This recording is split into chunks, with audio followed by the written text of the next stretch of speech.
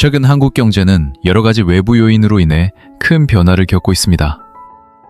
중동 정세 불안으로 인한 국제유가 상승, 그리고 이어지는 물가 인상은 이제 더 이상 뉴스 속 이야기만이 아니라 우리 일상에 직접적인 영향을 주고 있습니다.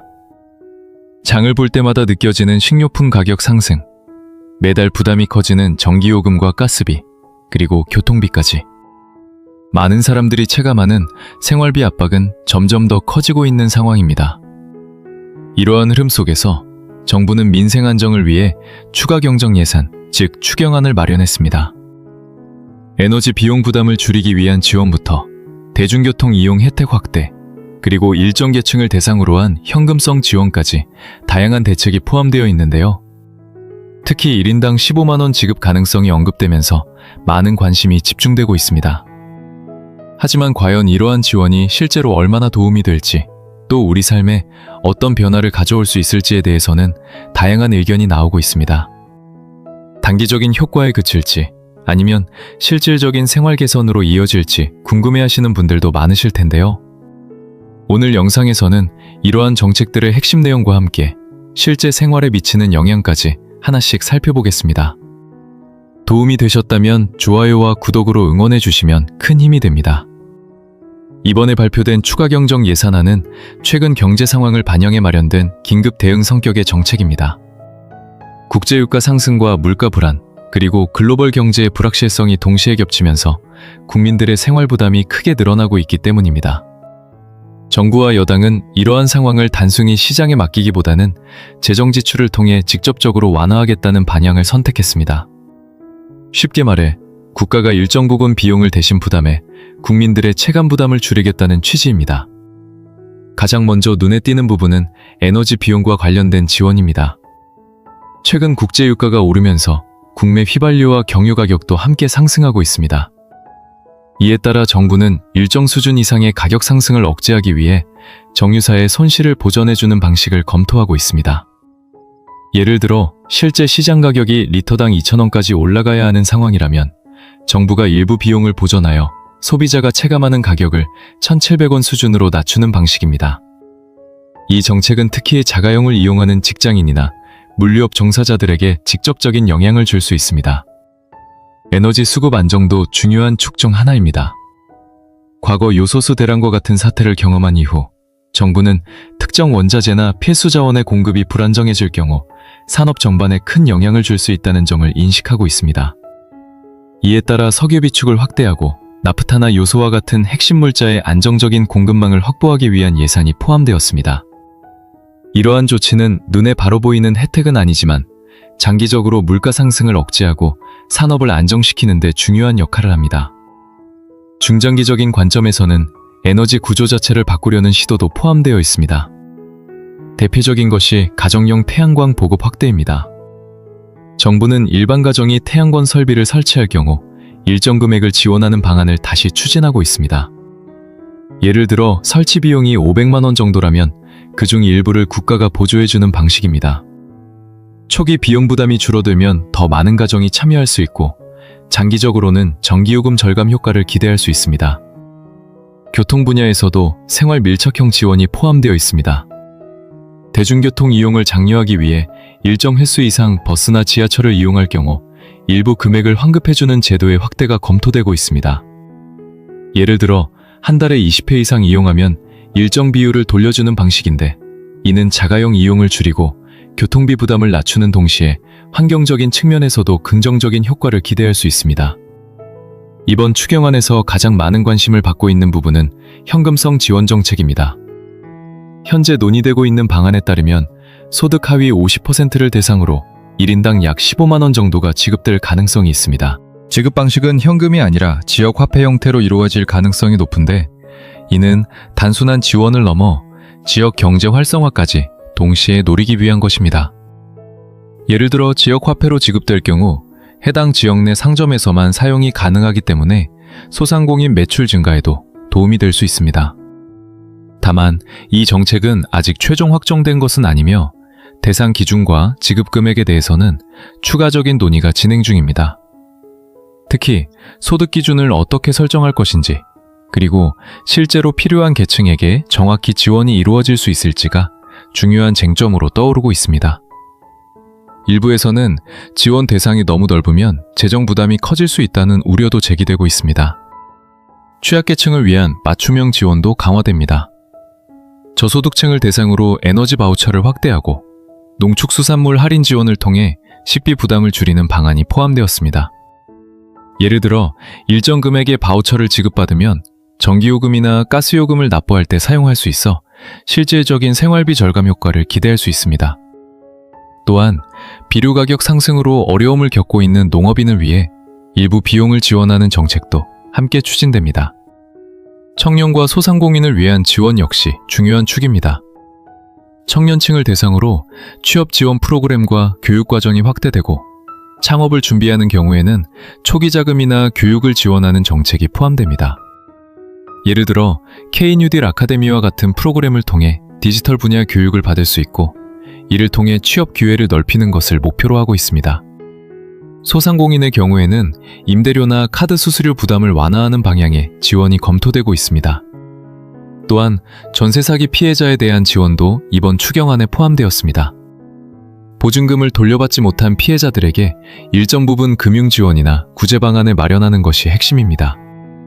이는 최근 사회적으로 큰 문제로 떠오른 사안인 만큼 빠른 대응이 요구되고 있는 분야입니다. 이번 추경안이 발표되면서 많은 기대가 모이고 있지만 실제로 국민들이 체감하는 생활은 여전히 쉽지 않은 상황입니다. 정책이 발표되는 것과 실제 삶이 나아지는 것 사이에는 분명한 차이가 존재하기 때문입니다. 특히 최근 몇 년 사이 물가와 금리, 주거 비용이 동시에 상승하면서 일상적인 지출 부담이 크게 늘어났습니다. 가장 먼저 체감되는 변화는 식비입니다. 예를 들어 예전에는 2만 원 정도로 장을 볼 수 있었던 가정이 이제는 같은 양의 식재료를 사기 위해 3만 원 이상을 지출해야 하는 경우가 많습니다. 채소, 과일, 육류 가격이 전반적으로 상승했기 때문입니다. 특히 계절이나 기후변화에 따라 가격 변동이 큰 품목은 부담이 더욱 크게 느껴집니다.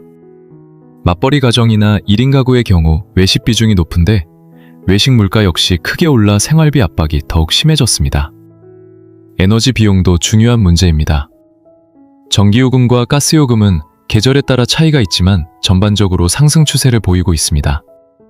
예를 들어 겨울철 난방을 많이 사용하는 가정의 경우 한 달 가스비가 10만 원에서 15만 원 이상으로 증가하는 사례도 있습니다. 여름철에는 에어컨 사용으로 전기요금 부담이 커지는데 이러한 고정 지출의 증가는 저소득층뿐만 아니라 중산층 가정에도 큰 부담으로 작용합니다. 교통비 역시 무시할 수 없는 부분입니다. 자가용을 이용하는 경우 기름값 상승이 직접적인 부담으로 이어집니다. 예를 들어 한 달에 10만 원 정도 들던 주유비가 13만 원에서 15만 원 수준으로 늘어날 수 있습니다. 대중교통을 이용하는 경우에도 요금 인상이나 이용 횟수 증가로 인해 총 지출이 늘어나는 상황입니다. 정부가 환급 정책을 검토하고 있지만 아직까지는 많은 사람들이 체감할 만큼의 변화는 나타나지 않고 있습니다. 주거와 관련된 부담도 매우 큽니다. 특히 전세나 월세를 이용하는 사람들은 최근 몇 년 사이 큰 어려움을 겪고 있습니다. 전세 가격이 하락하면서 보증금을 돌려받지 못하는 사례가 발생하고 있고 월세 역시 지속적으로 상승하고 있습니다. 예를 들어 예전에는 월세 50만 원 수준이었던 지역이 현재는 70만 원 이상으로 올라간 경우도 적지 않습니다. 여기에 관리비까지 더해지면 실제 부담은 훨씬 커집니다. 금리 상승으로 인한 대출 부담도 심각한 문제입니다.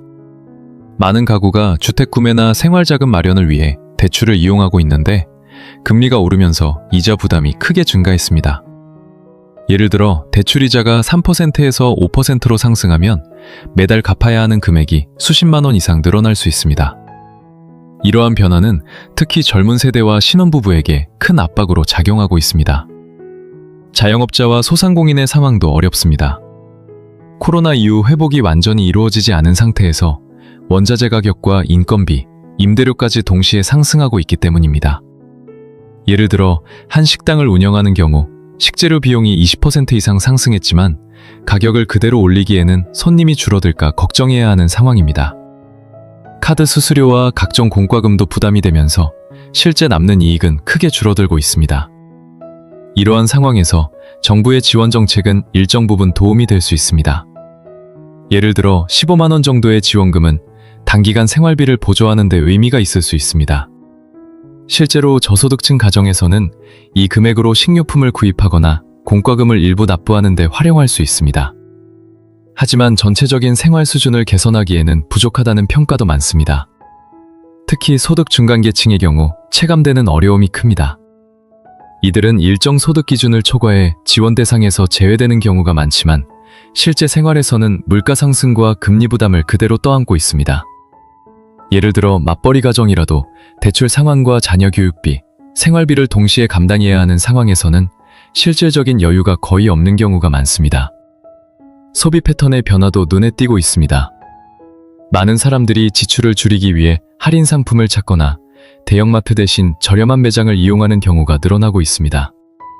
외식 횟수를 줄이고 집에서 식사를 해결하는 경우도 증가하고 있습니다. 또한 불필요한 지출을 줄이기 위해 구독 서비스나 취미 활동을 줄이는 사례도 흔하게 나타나고 있습니다.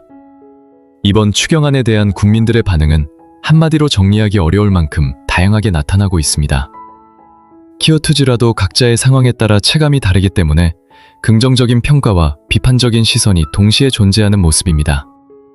특히 생활비 부담이 커진 상황에서 나온 정책인 만큼 기대와 실망이 함께 섞여 있는 분위기라고 볼 수 있습니다. 먼저 긍정적인 의견을 살펴보면 지금과 같은 어려운 시기에 정부가 직접 나서서 지원을 확대하는 것 자체를 의미 있게 보는 시각이 많습니다. 특히 저소득층이나 고정적인 수입이 적은 계층에서는 현금성 지원이 실질적인 도움이 된다는 반응이 있습니다.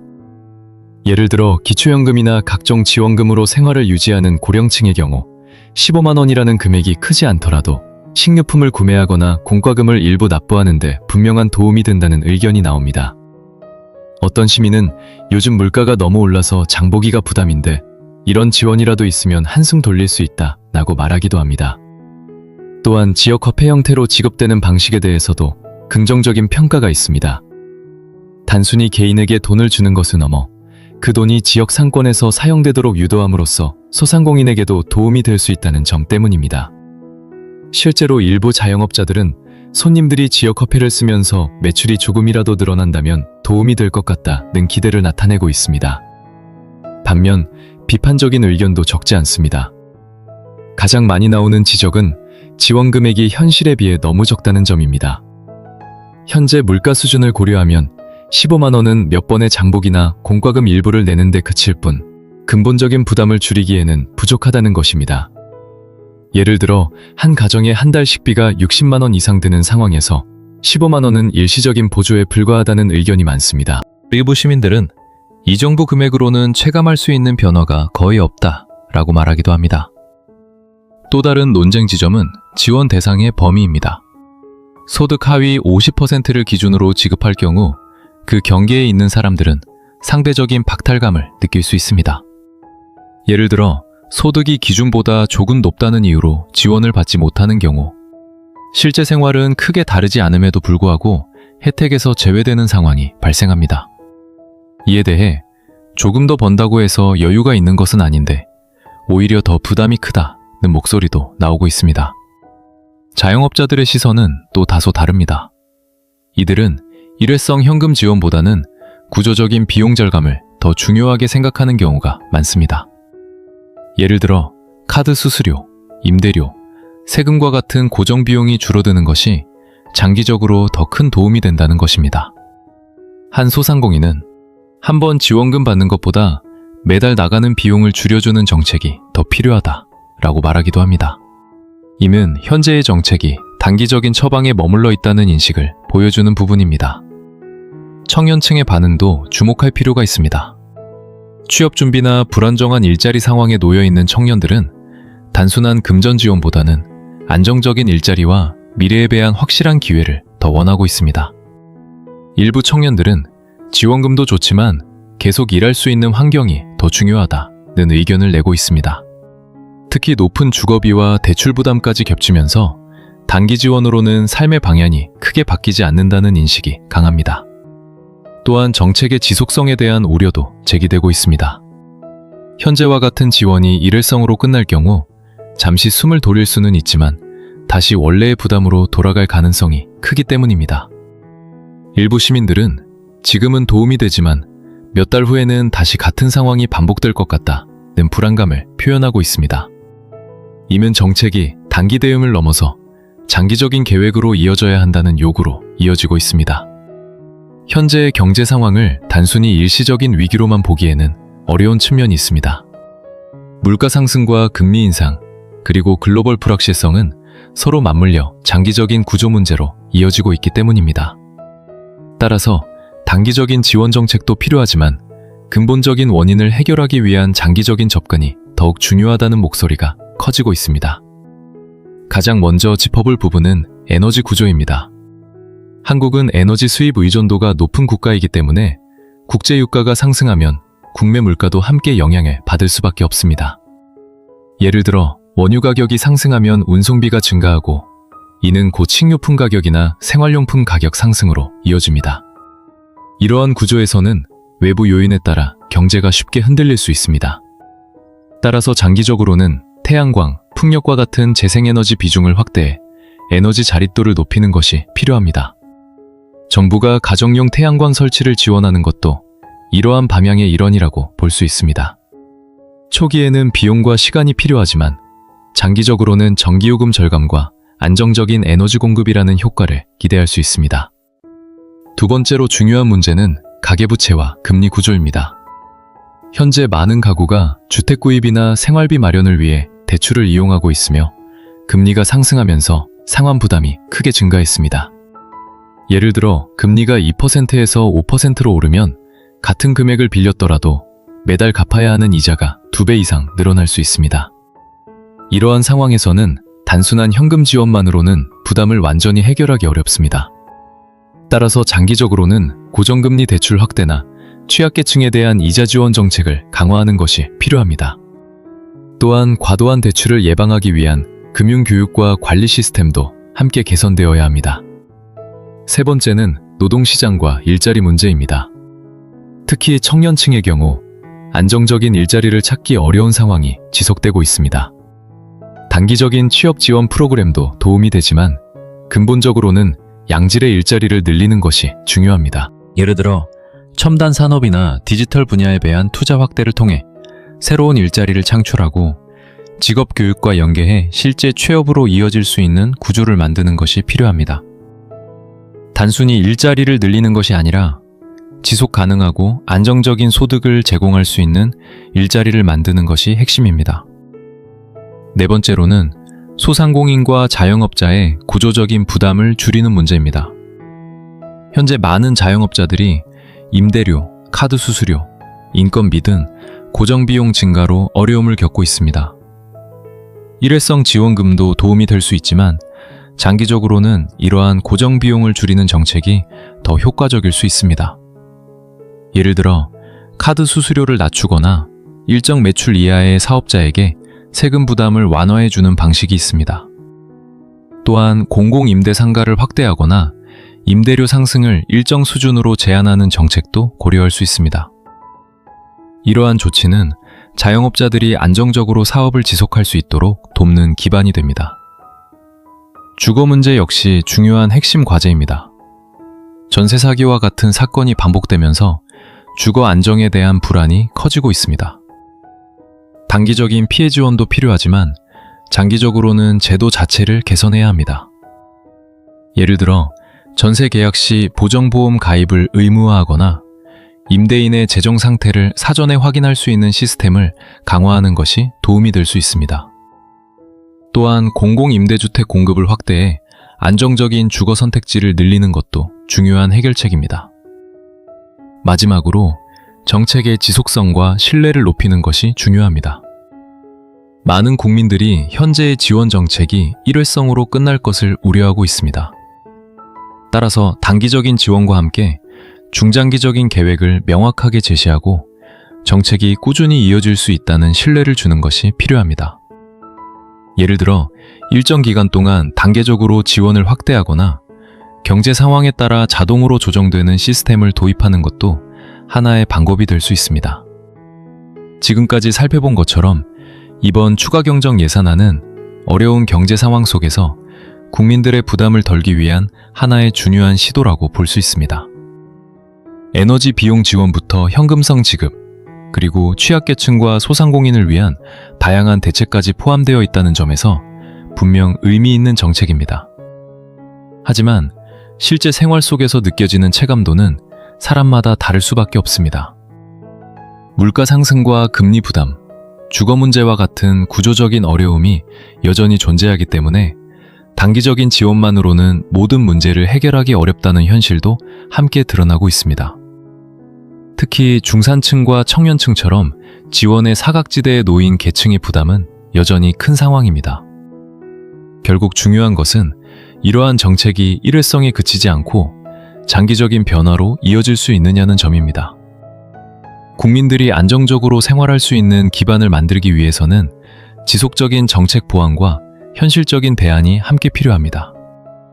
정부의 역할뿐만 아니라 사회 전반의 관심과 논의도 중요한 시점이라고 할 수 있습니다.